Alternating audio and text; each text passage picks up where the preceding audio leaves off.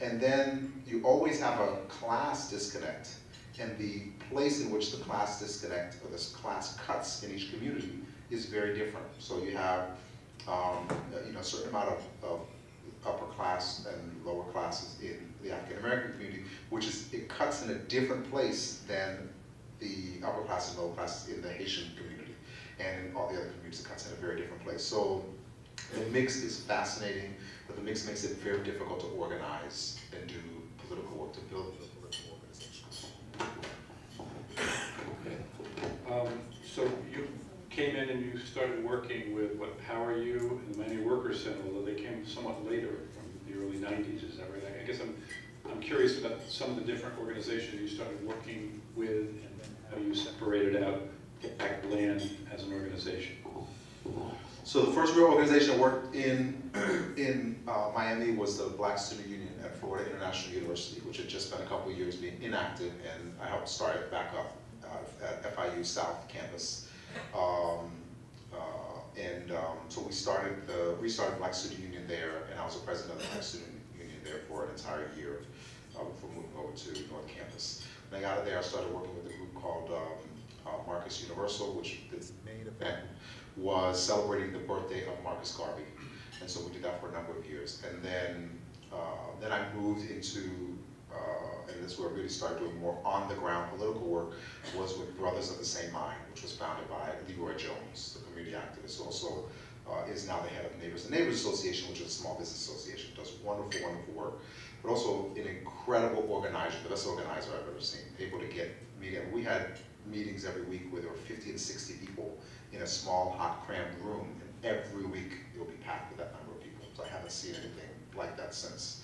So Brothers of the Same Mind started, was an organization of and for ex-offenders, and did incredible work organizing with them. The way they really got their start is there was a particular area in Liberty City where there was this one city Miami cop who was just brutal and would go around and beat people up and do all kinds of stuff. People were complaining all the time to Leroy about it. Leroy was like, well, what are you going to do about it? So he took 3 or 4 of them down to the police station and complained against the cop. And they said they're not going to do anything about it. Next week they went with 10 people, complained, didn't get anything. Next week when they went with 20 people, and so there were 20 black men, most of them with dreads and gold teeth, walking into a police station to complain about a cop. Suddenly people are looking and paying attention. And they did that for about 6 or 7 weeks, and suddenly the cop was moved to another part of the city. And that was it for Brothers of the Same. That's when people recognize if we get together and we do things together, we do it the right way, it solves all kinds of problems. And it builds power in the community. So I did work for Brothers of the Same Mind for many, many years, and mainly around the issue of police brutality and harassment. We did a lot of work against weed and seed, which was happening in Liberty City, and a couple of other issues as well. And that's when we first established a relationship with the ACLU, particularly John DeLeon, who's here, who was then president of the ACLU. And he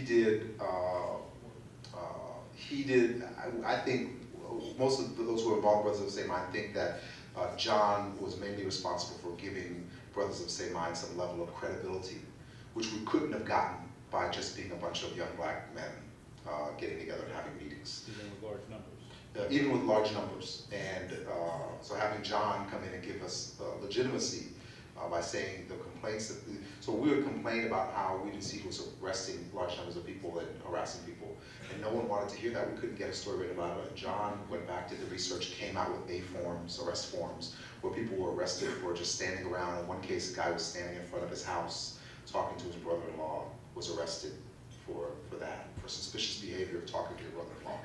And so by bringing that out, and by John saying that, not a bunch of people who the general public thinks of as criminals, but by an attorney coming out and saying that, saying this is happening in this community, that really changed the behavior of the police in that area, and it gave some legitimacy to Brothers of the Same Mind as well. So I did most of my work through Brothers of the Same Mind for a large number of years, and we started working through Brothers of the Same Mind also on when they tried to bring Hope 6 into Scott Projects.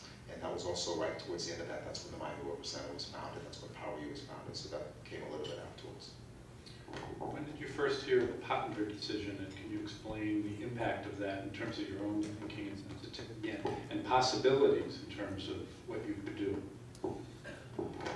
I don't remember where I first heard of the Pottinger settlement. I do remember that I heard about the Pottinger settlement, and I heard that it was by Benji Waxman. The Pottinger settlement, of course, in the 1980s, the city of Miami police would go around and routinely arrest homeless people when they were trying to clear out an area. So this would happen, generally, it would happen every once in a while, but particularly when there were big events coming into town. So when, now I remember when I heard it. So when they had Super Bowls coming into Miami, the city didn't want the tourists thinking thinking that Miami had homeless people. So days before Super Bowl, the police would go around and arrest the homeless people and put them in jail and charge them with any kind of thing. And then just move them out wholesale. And then when the Summit of the Americas came, must have been 93 or 94, Alex Pinellas led that, and they moved hundreds and hundreds of people from Overtown. I mean, the Overtown homeless population used to be huge. It's still pretty large now, but it's way bigger then. And they were just moved, and some people were shipped out of town, and some people were just arrested. And the things they did were incredible, and that's when I heard of the Pottinger settlement. So the city of Miami was arresting large numbers of homeless people, and then they would beat them up. They would put their clothes in a pile and light them on fire. They would take any valuables they had and pocket them, and that was it. The homeless people couldn't complain anywhere and whatnot. Then the ACLU took on the case and sued the city of Miami and won. And the city of Miami ended up settling before the victory became too big, I guess.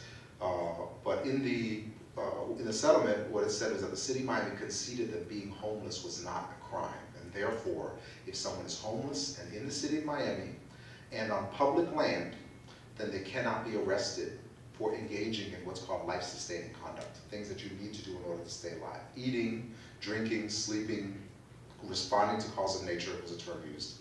It was a legal term used. Creating small fires in order to cook food, building temporary structures to house oneself, to protect oneself from the elements, was what it was called.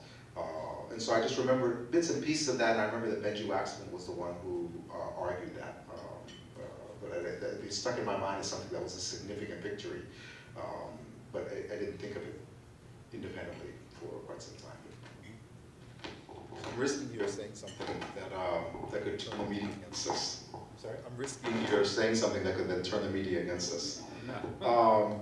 I do not watch a lot of television. We do have a TV at home. We turn it on in the morning a little for half an hour, 45 minutes, as we're trying to get our 3-year-old ready. But generally speaking, we do not watch television, and we do not watch television news. And they did a study years ago saying that there was a direct correlation between the amount of TV news that someone watched and how little they knew about the actual issues going on. The more you watched, the less you actually knew. And the more you watched, the higher you thought the crime rate was. So it's just the whole sort of thing. So I don't think it's a good idea to watch TV news. It's not good for you. It doesn't promote thinking. And quite often it gives you a bad perception of what's actually going on in the society. And I think there's a few little triggers in the media that they want to see. And once you figure out those little triggers of what they want to see, then it becomes relatively easy to say, this is what's interesting to them. What are some of those triggers that you found? I think some of those triggers are stark contrasts. I'm trying not to think this way like a little child. I would say stark contrast and shiny objects. But it's really the stark contrast, something you can get on film that is compelling to show on film. So like they had the Balloon Boy story the other day, which I didn't even, and then several days after it happened, my partner had to go to Orlando, and I'm sitting in we were in the hotel lobby, and then TV on, I saw this like flying saucer going by, and I had no idea what